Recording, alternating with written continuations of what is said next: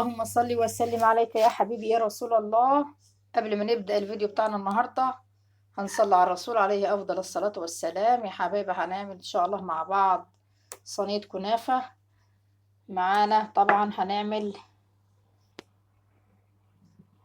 الشربات بتاع الكنافة، عبارة عن كوبايتين سكر،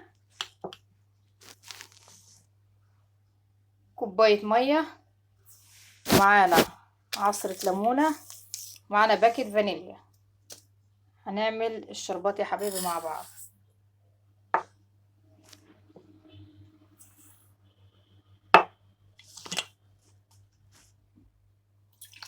شربات الكنافة يا حبيبي لازم يكون تقيل بالشكل ده. طبعا يا حبايبي نقلبهم كده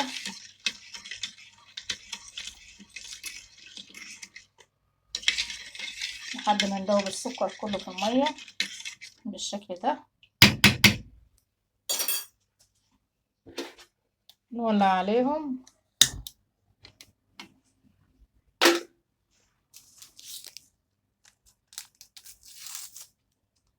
هننزل بالباكت الفانيليا بالشكل ده، وطبعا مش هنضيف عصرة الليمونة. لما يبدأ يغلي معانا كده الشربات ان شاء الله هننزل بعصرة الليمونة زي ما هتشوفوا ان شاء الله مع بعض.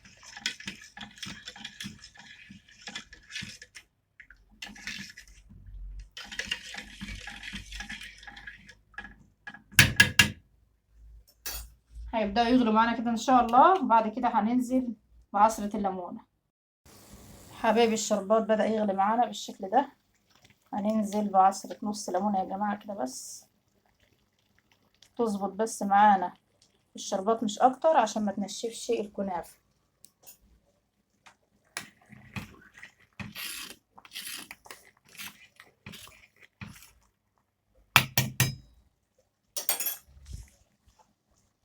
هيغلي كده غلوتين ان شاء الله، هنطفي عليه النار يبرد وبعد كده نحطه في التلاجة. معنا يا حبيبي نص كيلو كنافة بالشكل ده. طبعا احنا حطيناها في الفريزر بقالها بتاع 3 4 ايام كده، ده بيسهل. طبعا احنا طبعا هنفركها كده، تنفرك معانا على طول ما شاء الله اهي. هنقطعها كده باذن الله وهنرجع لكم تاني.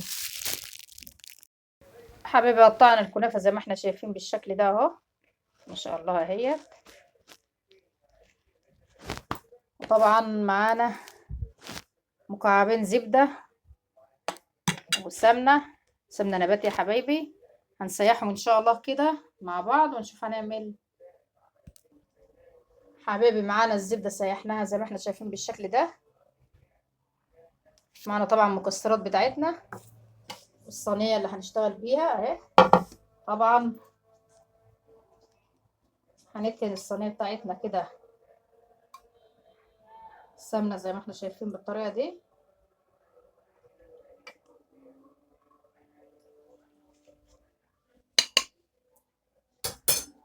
والباقي هننزل بيه على الكنافة اهو يا حبيبي بالشكل ده.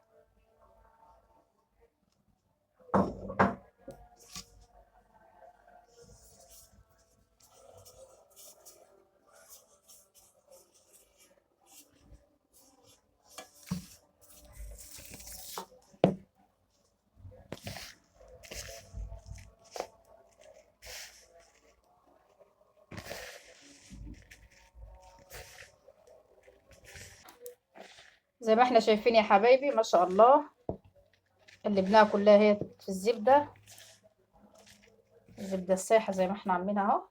بعد كده هننزل ان شاء الله الصينية بتاعتنا كده ما شاء الله الله اكبر اهي، يعني بنص الكمية كده بالظبط.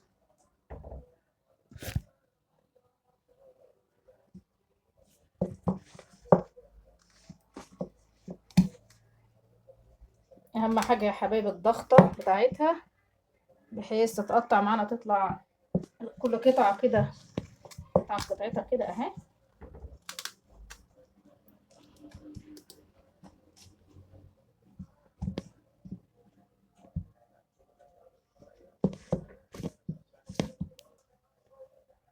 ضغطنا عليها يا حبايبي بالشكل ده. طبعا هننزل بالمكسرات بتاعتنا. لو حابين طبعا الحشوة دي تكون مهلبية، كاستر، كريمة، زي ما احنا بنحب يا حبايبي.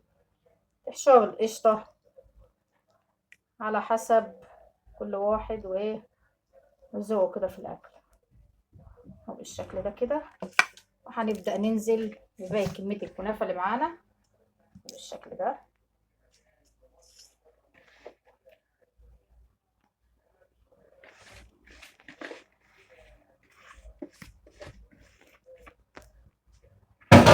هنعملها معاكم ان شاء الله قريب خالص، اللي هي كنافة بالمهلبية والكاستر.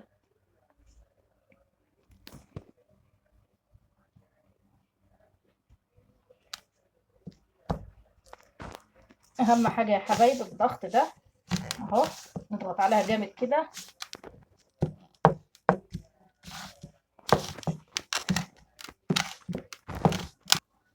كده جاهزة يا حبايبي معانا على الفرن اهي بالشكل ده.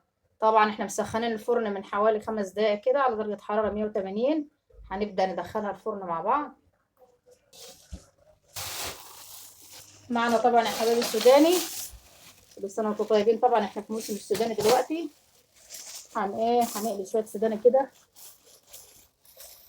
مع الكنافة بتاعتنا.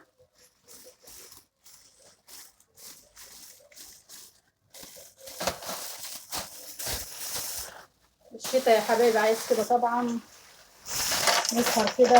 السوداني شوية ترمس، حمص، لب، التسالي دي طبعا حتة بقى حاجة حلوة كده لولادنا بالشكل ده كده.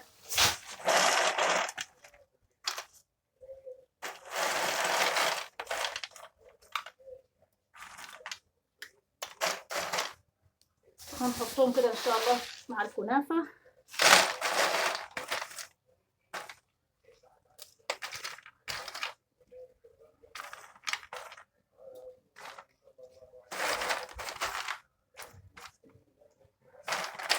ندخلهم الفرن كده يا حبايبي، وهتشوفوه ان شاء الله بعد ما يخرج معانا من الفرن هو والكنافة. وده يا حبايبي كان شكل الكنافة بتاعتنا بعد ما طلعت من الفرن. شايفين يا حبايبي ما شاء الله اهي بتتحرك اهي معانا. هنبدأ طبعا نسقيها الشربات بتاعنا بالشكل ده. الشربات تقيل يا حبايبي زي ما احنا شايفين اهو.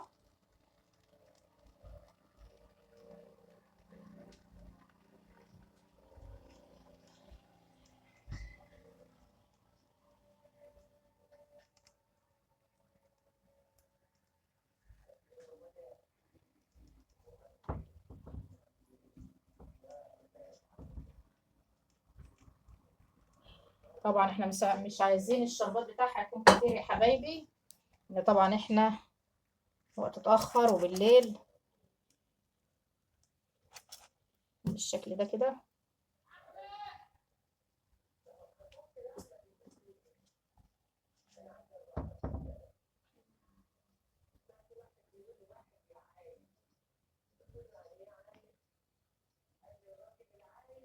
حبايب قلبي شكل الكنافة بتاعتنا طبعا طلعناها من الفرن زي ما شفتوها معانا. سقناها الشربات بالشكل ده. ايه رأيكم؟ ما شاء الله. يعني هنقطعها برضو.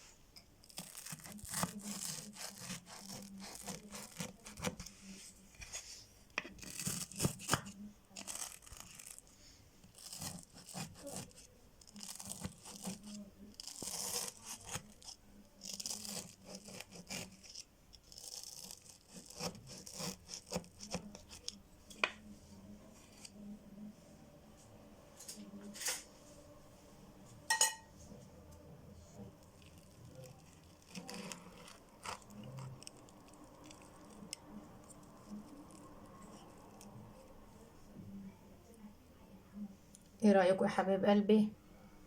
ما شاء الله اهي. شايفين قطعه الكنافه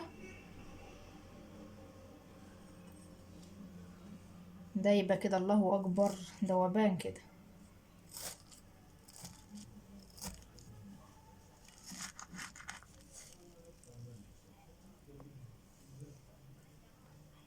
اهي يا حبايبي.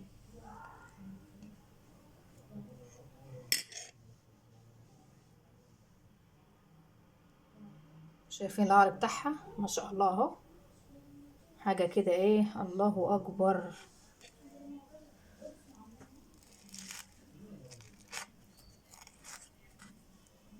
اهي يا حبايبي. طبعا طلع حته كمان مع بعض اهي. شايفين نار الكنافه اهي يا حبايبي.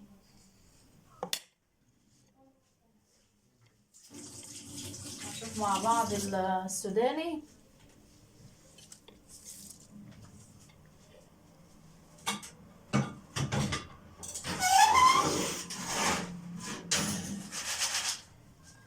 السوداني حبايب قلب اهو. طبعا بنولع القعر بس، منولعش الشوايه عليه طبعا.